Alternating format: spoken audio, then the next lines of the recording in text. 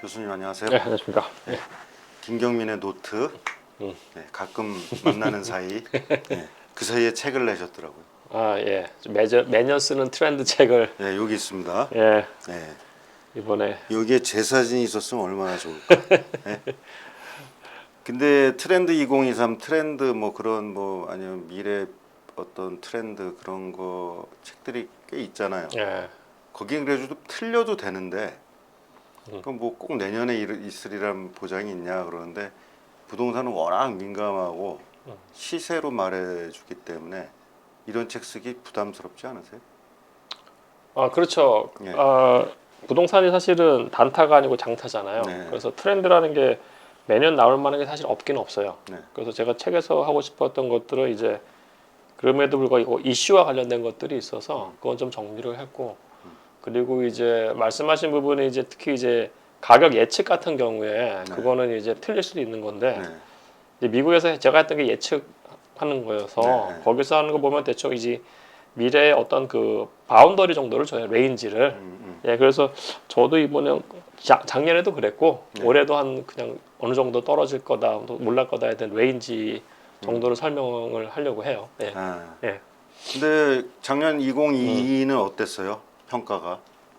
작년 2022는 맨 처음에 나왔을 때는 뭐 욕을 많이 먹었죠. 정말 많고 예, 저 혼자 하락을 한다니까. 저 혼자 하락한다 그랬었으니까. 예. 예.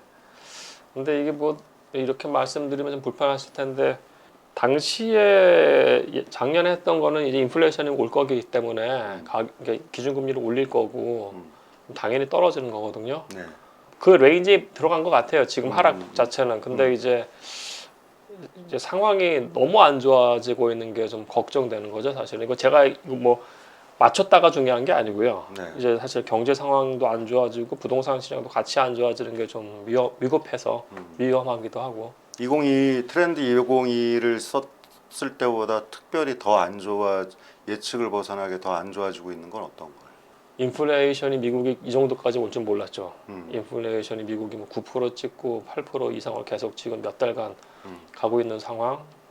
그 다음에 이제 거기에 대응해가지고 미국 연준에서 저는 네. 한 이 정도까지 그 기준금리를 빠르게 올릴지에 대해서도 좀 그때 당시에는 생각을 못했는데 네.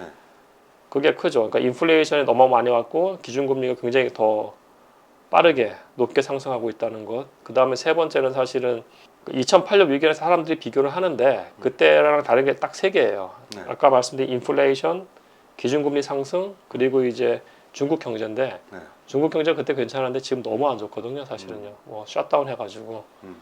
그러니까 지금 이 세 개가 같이 악재가 같이 오고 있는 게 좀 틀리죠. 예. 전쟁도 있고 전쟁도 있죠. 네. 예, 예. 원자재 가격은 약간 안정되는 것 같긴 하던데.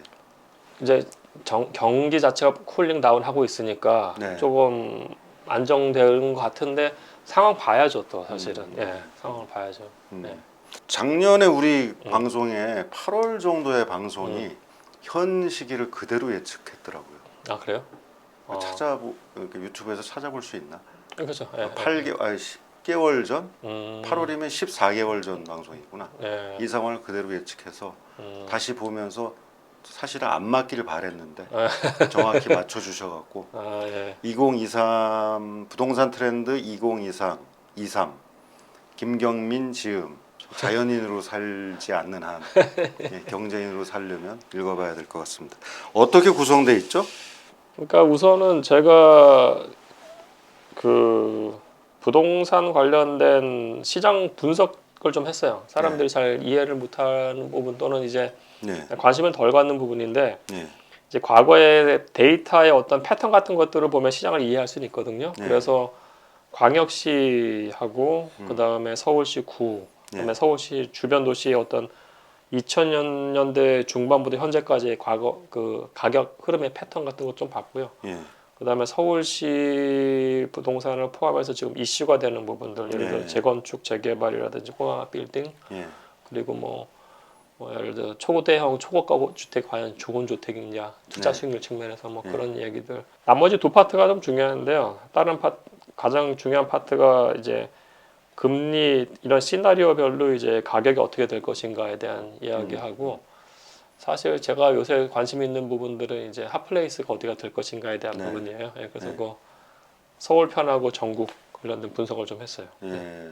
그 광역시별로 어떤 네. 공통점을 찾아내고 같이 연동돼서 같이 다니는 그런 거를 특이하게 분석을 하셨더라고요. 그거 한번 소개시켜 주시겠어요? 예. 광주하고 대구 뭐 아, 그런 식으로. 예. 그러니까 네. 사실은 이게 우리나라가 전국 레벨의 마켓이 동일하게, 그러니까 모든 광역시가 같이 움직이는 게 아니라는 거를 좀 인식을 했으면 좋겠어요. 네. 그러니까 이게 권역별로 마켓이 따로따로 움직이는 거예요. 네. 수도권 따로 움직이고 수도권에서 서울, 경기, 인천이 따로 움직이고 대전, 충청 또는 세종시가 따로 움직이고 네. 부울경, 부산, 울산, 경남에 따로 움직여요. 그러니까 네. 그리고 이제 광주, 대구도 이제 별거의 마켓인데 이 네. 둘은 이상하게 비슷한 모양을 좀 흐르고 있는 거고요. 시기별로도. 예. 네. 그러니까 뭐 도별로 전혀 다른 마켓들이 움직임이 존재한다는 거 우리가 인식을 했으면 좋겠어요. 네. 근데 이제 약간 재밌는 거는 도별 전혀 다르게 움직이는데 유일하게 2020년부터 다 같이 상승으로 간 거예요. 네. 그거는 이제 그 얘기는 뭐냐면은 광역시 레벨에서의 요인보다는 전국적 레벨이 더 크게 영향을 줬다는 거거든요. 유동성. 유동성이. 네. 그게. 그리고 이제 작년 연말을 기점으로 다 꺾이고 있어가지고 그것도 마찬가지 유동성이 유동성. 잡히는 거니까 네. 예. 그거에 대해서 좀 우리가 같이 인식을 했으면 좋겠어요. 네.